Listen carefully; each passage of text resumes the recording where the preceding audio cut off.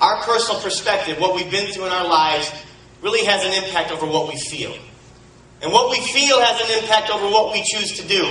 And when we can become more empathic, and we can try to understand what it's like to walk a mile in someone else's shoes, and try to see the world from their perspective, and realize maybe there's something I can do here, but the first thing I got to do is try to understand.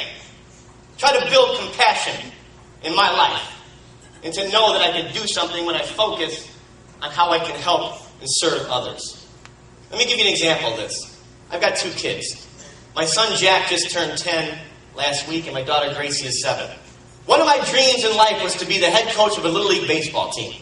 Always wanted to do that. I loved Little League when I was a kid, so I dreamed of having a son or a daughter that would want to play baseball, and had a couple of kids. And when my son turned 6, I didn't even ask him. I went down and signed him up. Now, I live in Bolingbrook. Bolingbrook has a great park district over there, great Little League system, and I go to sign my son up for T-ball. Now, the man behind the registration desk asked me the magic words. He said, "You know, sir, we have a few spots left open for head coaches. You want to be one?" Now, in that moment, my heart just broke. Because this is my job. And I don't know who might call me tomorrow and say, "Hey, we'd love you to come do our breakfast or our fundraiser or come speak at our company." And if someone calls and asks me to do that and I have the date open, that's how I feed my family. So I said to him, I would love to be a head coach. I just can't give you that 2-month commitment. I don't know if I could be at every game and every practice. I said, I'll be an assistant coach. I'll help out as much as I can. He said, okay, great. They signed me and my son up for the Orioles. So I go to the first game. The head coach walks up to me and says, I understand you're my assistant.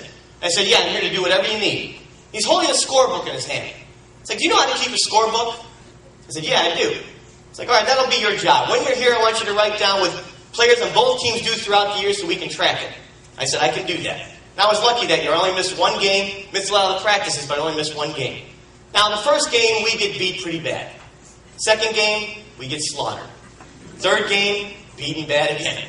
Now, T-ball is not about winning and losing. It's about having fun and learning the fundamentals of baseball. But it's nice to win sometimes. Halfway through the season, we have still yet to win a game, and my son comes up to me and says, Dad, I don't like T-ball. And I looked at him and I said, Jack, why not? He said, T-ball's boring. Now, if you've ever been to a T-ball game, you know he's right. It is boring.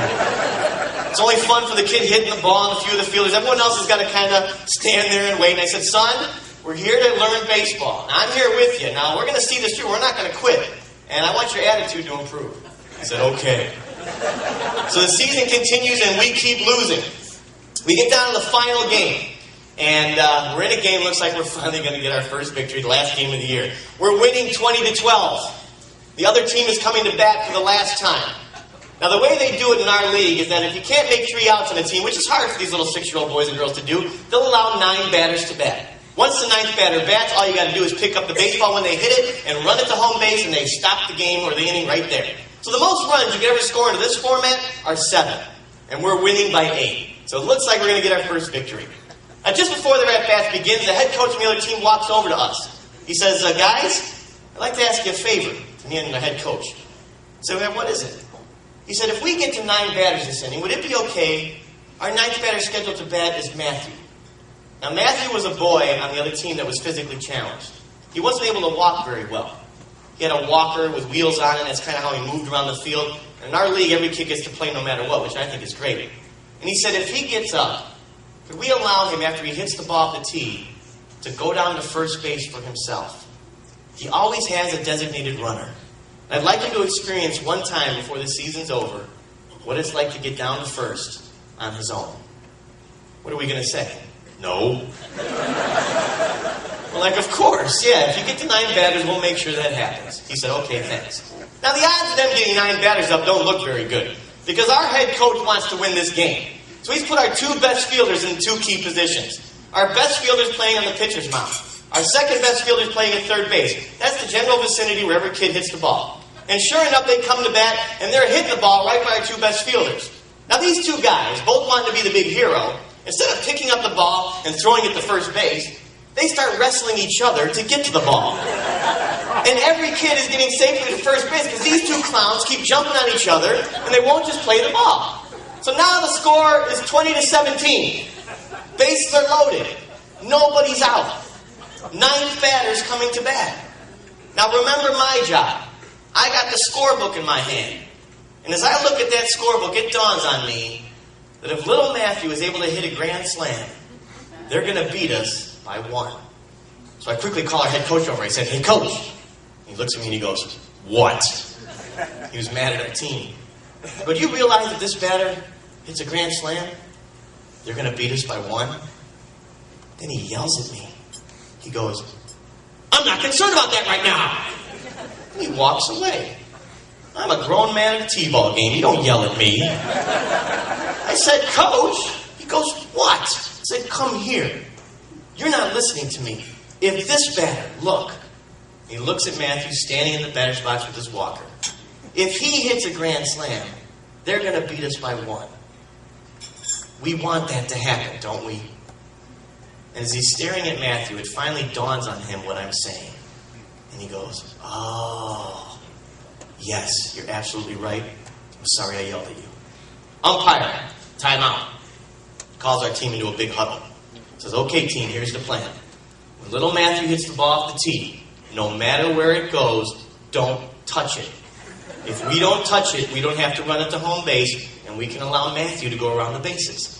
Now, these are a bunch of 6-year-old little boys and girls. They don't even know what the score is. They're like, "Okay, bye, hey!" And Matthew comes to bat. They place the ball on the tee. Matthew raises his bat and swings. And he misses. They take the ball off the tee, place it on again. He swings again. And he misses again. Now, if he misses 3 times, he strikes out. They take the ball off the tee, place it on a 3rd time. And this time, with all the determination in his little eyes, he swings for a 3rd time.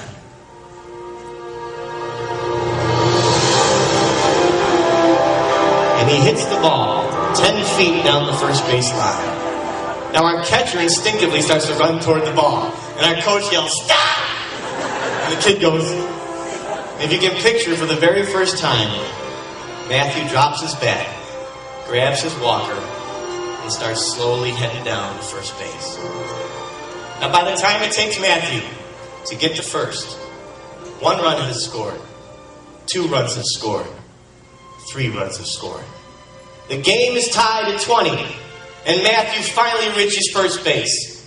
And you begin to hear people yelling around that ballpark, "Keep going, Matthew! Keep going!" Because the ball's just sitting there. Nobody's touched it. So Matthew's eyes open wide. He grabs hold of his walker. He starts heading down to second. Now, when he was halfway down to second, I was so proud of my son, Jack. Jack was playing second base that inning. And when Matthew passed in front of him, my son took it upon himself to take his glove off. He dropped it to the dirt, and he started clapping. So now all the kids whipped their gloves in the air and were cheering. You can imagine all the adults are going crazy as Matthew gets to second, and people are going, "Keep going, Matthew, keep going!" So Matthew doesn't hesitate. He starts heading to third. There's so much noise at our game. There's 3 other games going on that adults are walking over to our field and say, "What's going on here?" And they see this boy valiantly making his way to third base.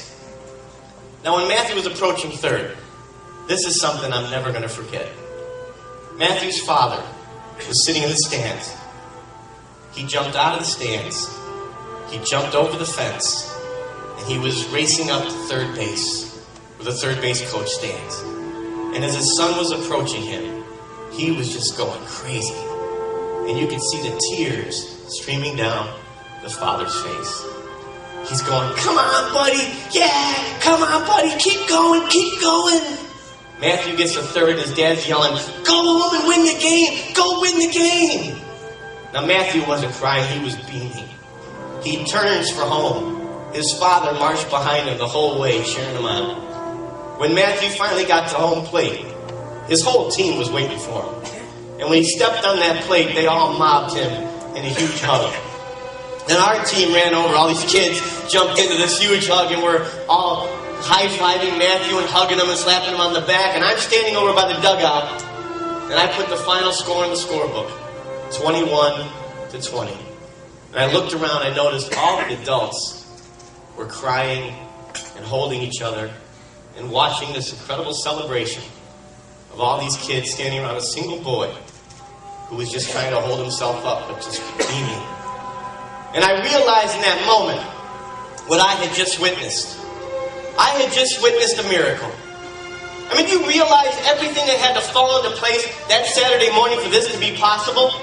I mean, if we have one more run or one less run, this can't happen. If they have any more runs or less runs, this can't happen. If we're able to make even one out with our two best fielders, this cannot happen. If Matthew is batting anywhere else in that lineup that day, this cannot happen.